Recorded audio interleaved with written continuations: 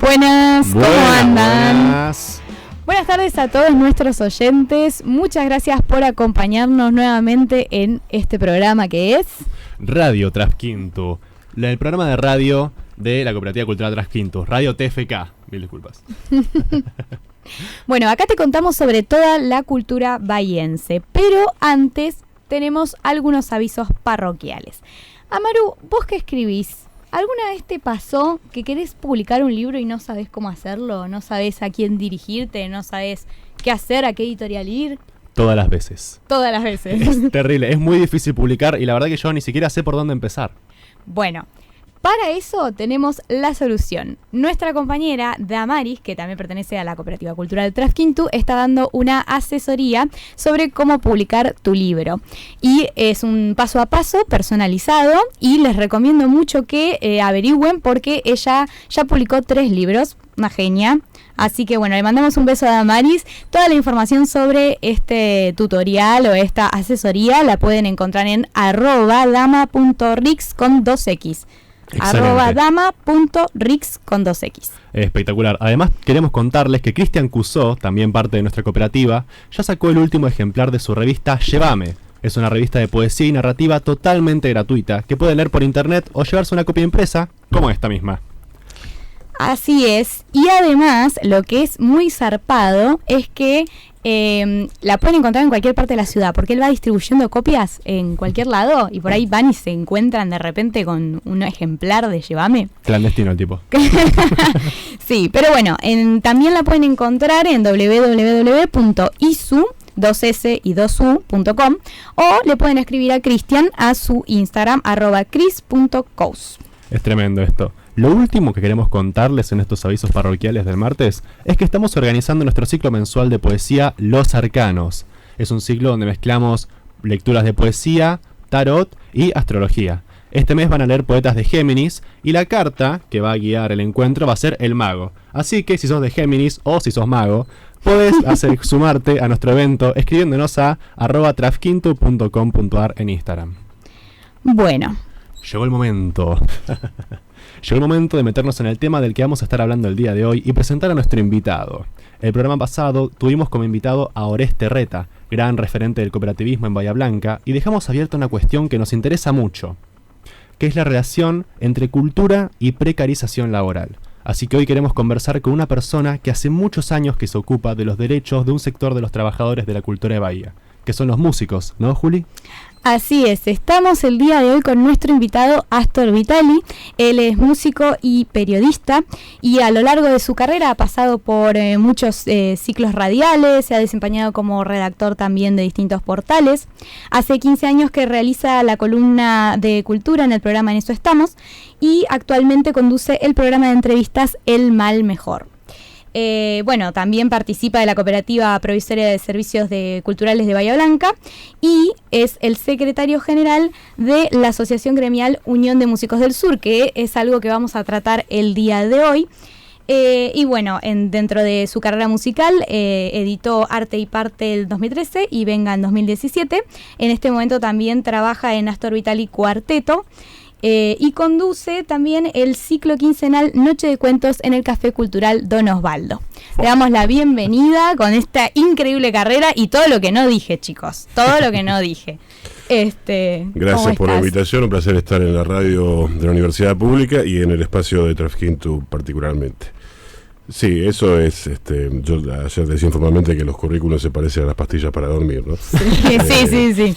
Muy largo y muchas cosas. Sí, con lo cual, y dijeron que hace mucho tiempo me vengo ocupando, quiere decir que ya estoy entrando en la parte de cuando uno empieza a mirar como en no sé qué edad, pero... Bueno, recién decíamos que sos el titular de la Unión de Músicos del Sur. ¿Cómo nació este gremio y qué rol tuviste en el proceso? Bueno, en 2011 lo primero que hay que decir es que el gremio nace de una discusión en torno a una asamblea que es la del Consejo Cultural Consultivo. El Consejo Cultural Consultivo es una herramienta de participación directa que existe en la ciudad de Bahía Blanca hace ya casi 15 años.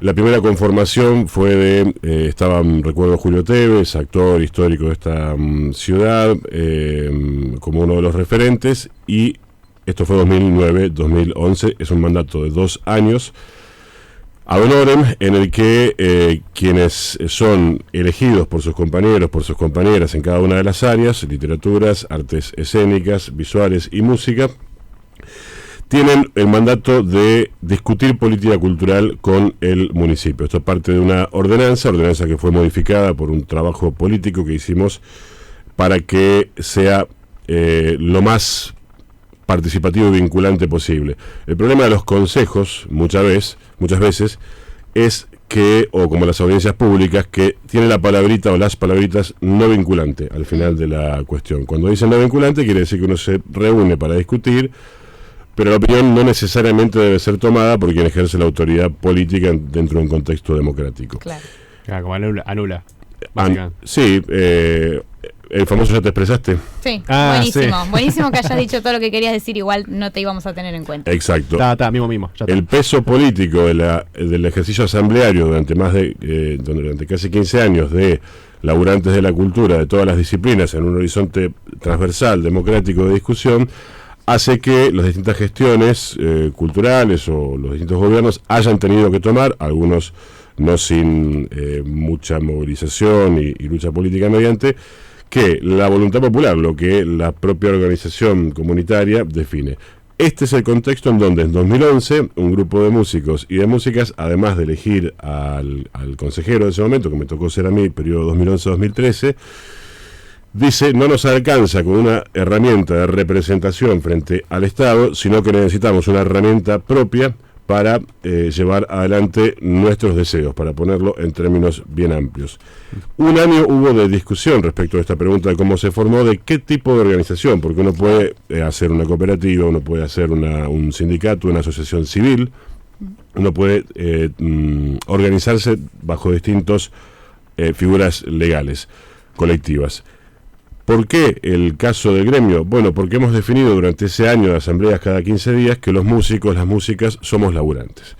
Esta es una primera instancia que va a tu preocupación inicial respecto de la precarización laboral. ¿Qué es un sindicato? Bueno, es uno de los ámbitos más democráticos, o puede ser uno de los ámbitos más democráticos de participación colectiva. La jerarquía de decisión no está en los cargos ni en las secretarías.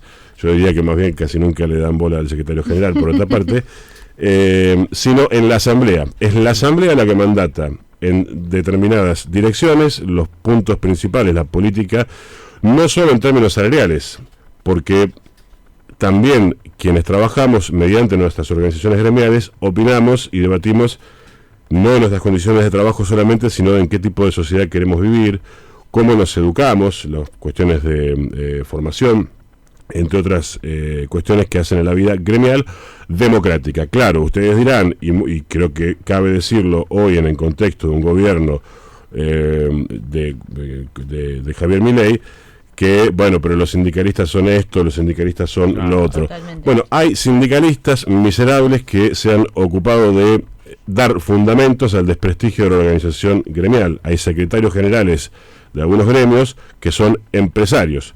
Y esto es una contradicción de clase que conviene señalar. Ahora, también hay muchos órganos de participación democráticos, comisiones internas, espacios donde, en nuestro caso, por ejemplo, nadie cobra es una cuestión de solidaridad y entender que hay un contexto comunitario en el cual uno puede tomar un rol en el curso de la historia, es decir, intentar disputar en un sentido o en otro la sociedad en la que vive. Yo recuerdo un viejo debate, y lo pongo como ejemplo, no quiero ser larguero, pero me parece que grafica, año 1985, en un debate con dos dinosaurios muertos, en Neustadt y Grondona, dos referentes de la derecha argentina, en el programa Tiempo Nuevo, invitan a Germán Abdala, que era un dirigente sindical de ATE Capital. Es decir, de laburantes del Estado. Allí se comenzaba a erosionar la idea de que lo público no funcionaba, se hacía el trabajito para después llevar adelante las privatizaciones. Claro. Abdala discute el modelo de sociedad, no solo la cuestión gremial, y en un momento Neustadt le dice, Abdala lo llama para que se calle, y le dice, se me ha puesto en un pensador, se me ha puesto en un dirigente, en un filósofo folclorista local. No lo va a entender Doña Rosa. Doña Rosa era la figura que él ponía para el común de la gente, digamos. Subestimando un ciudadano común de a pie que no podría procesar las discusiones centrales de su La tía época. Marta sería ahora, como dicen. Claro, y Abdala responde, se ríe en el medio de lo que supone la hipocresía muchas veces en esos programas, y responde, bueno, no hay que subestimar. Los trabajadores no necesitamos estar en mameluco, queremos discutir las cuestiones de nuestra sociedad. Eso es una organización gremial, una herramienta que te permite democráticamente participar no solo de las problemáticas de tu trabajo, en este caso la música, sino de las discusiones que hacen a qué tipo de sociedad queremos vivir. Tal cual. Espectacular. Es decir, una idea más amplia por ahí de la que se tiene normalmente de qué se encarga un sindicato, qué es lo que hacemos en un sindicato, ¿no? Es una vieja discusión esa. Hay sindicatos que efectivamente solo se abocan mediante formas de disciplinamiento hacia adentro de sus propios trabajadores a la cuestión salarial y a no discutir la cuestión política. Tal Viejo cual. debate no solo en Argentina, sino en el movimiento obrero a nivel internacional. Tal cual. Y volviendo al asunto de precarización laboral, ¿cuáles son las dificultades que vos encontrás en el mercado laboral de la música? ¿Y cómo crees que influyen justamente en el contexto actual? ¿Cómo influye el contexto que estamos viviendo? Que como decías hoy recién, es un contexto complejo. Sí. Bueno, primero había que pensar este término, mercado laboral. Hay un mercado laboral en el sur de la provincia de Buenos Aires. UNSUR representa desde lo que sería la sexta sección, digamos, ¿no? Desde Pigüá hasta Patagones. Y la primera cuestión, cuando, por ejemplo, se abre una oficina de industrias culturales, que uno se pregunta es, ¿dónde están esas industrias culturales? ¿De qué se trata? ¿Dónde ustedes salen a la calle y ven industrias culturales? ¿Ven un mercado laboral de la música? Bueno, eso lo primero que hay que decir es que en nuestra ciudad hay poca vocación empresarial, hay un pseudo empresariado muy ramplón que no invierte en la cuestión cultural. Cuando invierte, lo que hace es hacerlo ya con el número seguro, es decir, trae espectáculos de Buenos Aires probados en calle Corrientes, con determinadas estéticas, y muchas veces invitan, entre comillas, multicolores y luces de neón, invitan a participar a los músicos y a las músicas como teloneros, no les pagan por su trabajo, digamos, ¿no? Por un lado eso, el empresariado es muy mediocre en la ciudad de Bahía Blanca en términos culturales. Por otro lado, hay, digamos, varios patrones en el sentido de dueños o de quienes pagan el salario. El Estado es uno de los estados municipales, el Estado provincial, etcétera. Luego está todo el sector de gastronómicos, bolicheros, etcétera, que sistemáticamente vulneran nuestros derechos laborales. Sí, por supuesto. Te invitan a tocar, como si esta idea de que te puedes hacer conocido, como si alguien alguna vez en la historia, por tocar en un boliche en Mitre y no sé qué calle, fuera a trascender a la fama internacional. Sí, te regalan comida. Te como conviene, si fuera te conviene. el pago. La pizza y la birra. A veces te hacen vender entradas o por las consumiciones, que se supone que uno ya como artista viene con algún antecedente alcohólico que va a tomar esa noche, no se sabe por qué, ya es un supuesto. Sí, sí. Bueno, entonces esta es una cuestión. ¿Por qué se debe pagar el trabajo en este caso? Bueno, porque es parte, donde hay lucro, donde hay ganancia, debe distribuirse porque alguien generó ese valor.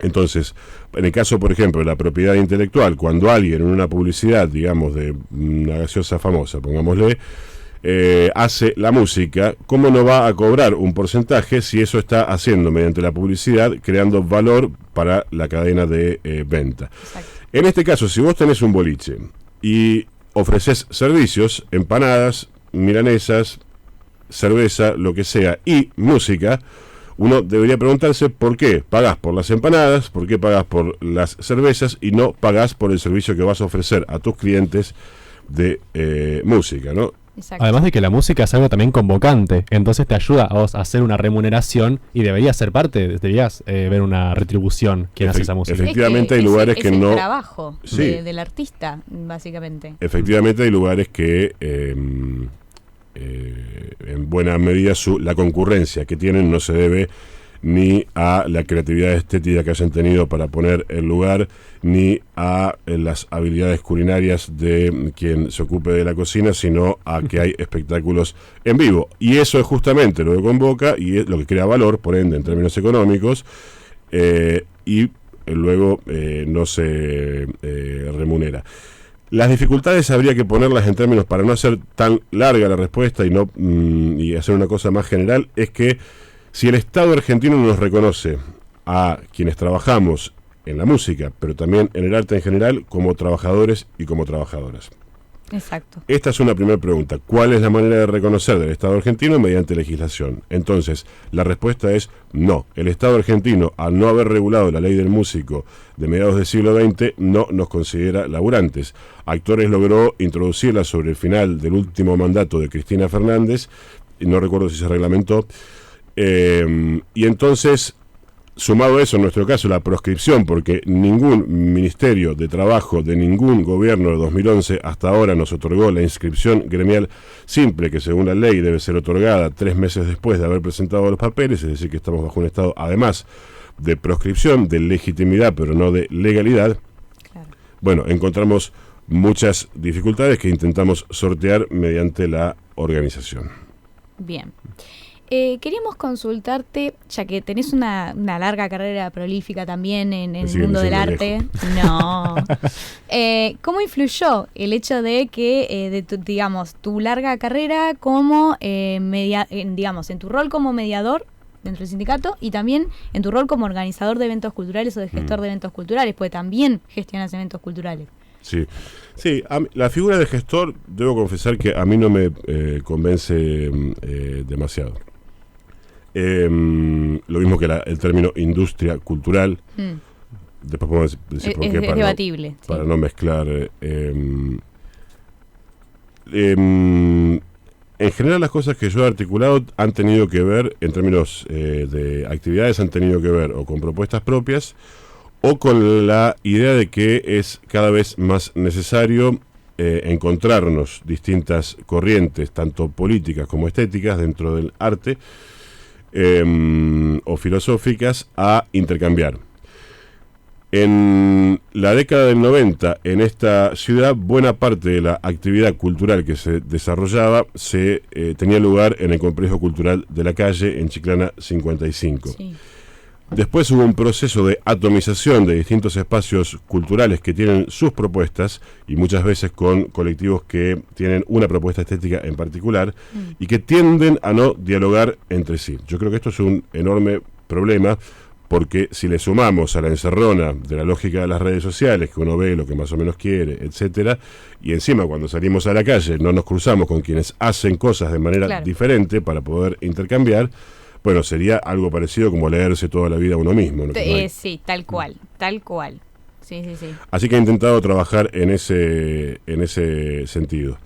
Y lo de las industrias culturales me parece que es el debate central del momento. Hay un cambio que se ha dado en los últimos 30 años, del cual me parece que no tomamos debida cuenta.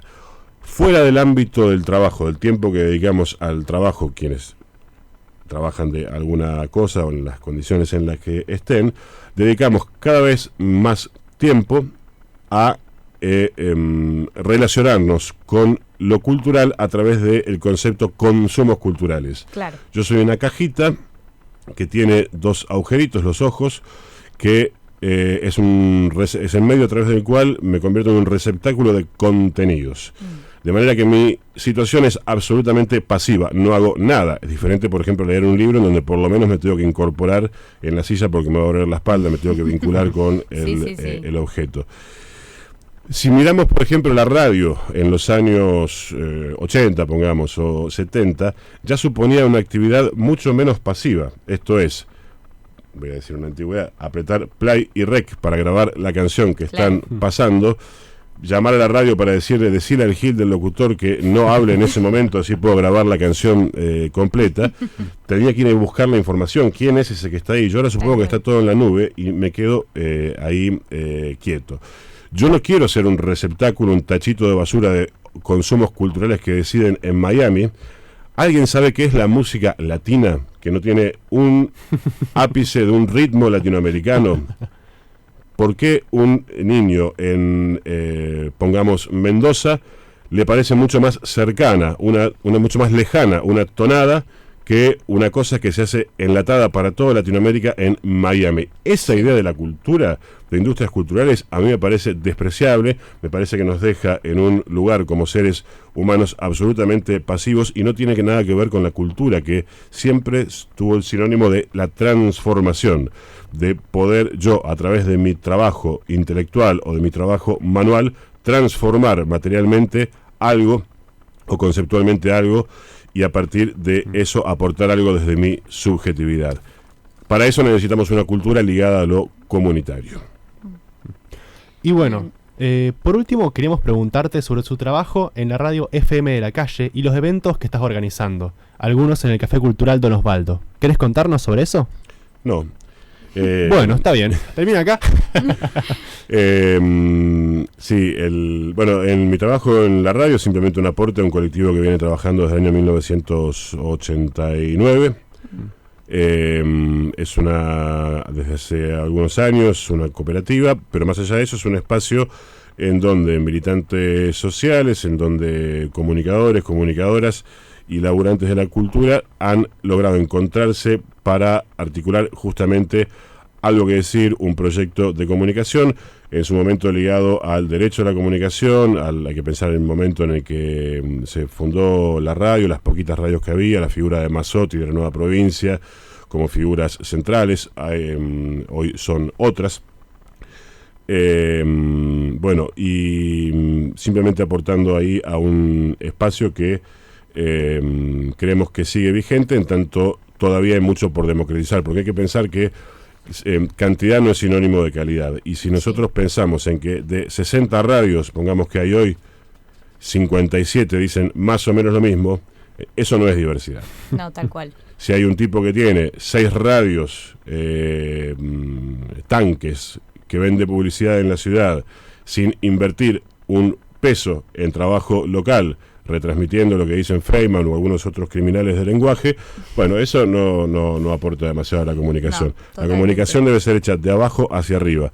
Las radios comunitarias lo que permiten es que la propia comunidad se pueda tener un espacio desde donde articular el derecho al no solo al acceso a la información, sino a ser parte de quienes producen la información. Y Noche de Cuento es un espacio, el próximo estará Mónica Oliver y Pablo Duca, es un espacio que miércoles por medio intenta que nos encontremos entre la narrativa y la música a, bueno, cocinar alguna cosa lo más sabrosa posible en términos literarios y musicales. Buenísimo, nos quedaron cosas que en realidad teníamos ganas de preguntarte, pero bueno, en realidad lo último que vamos a decir es que sacaron el año pasado, ¿no?, este libro que se llama 10 años construyendo derechos laborales y culturales, donde hay mucha información sobre Unión de Músicos del Sur, supongo que sobre su formación y sobre sus objetivos, así que les recomendamos mucho este libro, que bueno, nos queda un poco fuera de las consultas porque hay muchas cosas que queríamos hablar y la verdad que el tiempo nos corre, así que en otro... mucho, me dicen. Soy viejo y hablo mucho. No, es que en realidad sos una persona para traer un programa entero, porque tenés muchas cosas para decir. Gracias. Así que muchas gracias por acompañarnos, Astor, y nos vamos a un corte. Ha sido un placer, querido. No, gracias a ustedes, el placer ha sido mío, y quiero destacar muy brevemente, segundos, que me parece que Trafquinto es una de las experiencias más interesantes en términos culturales que se viene haciendo. Justamente la idea de nuclear y no de yo edito mi librito solito, sino la idea de nuclear y poner en circulación colectivamente y poner en circulación textos, habla bien de una generación, de un colectivo que tiende a hacer lo contrario que muchos escritores y escritoras venían haciendo, que era justamente tocar alguna puerta en algún diario de Buenos Aires, hacer algún amigo allí y olvidarse de su contexto. Muchas gracias, nos pueden seguir en @Radio TFK y nos pueden escuchar en vivo por Trafquintu TV. Vamos a un corte.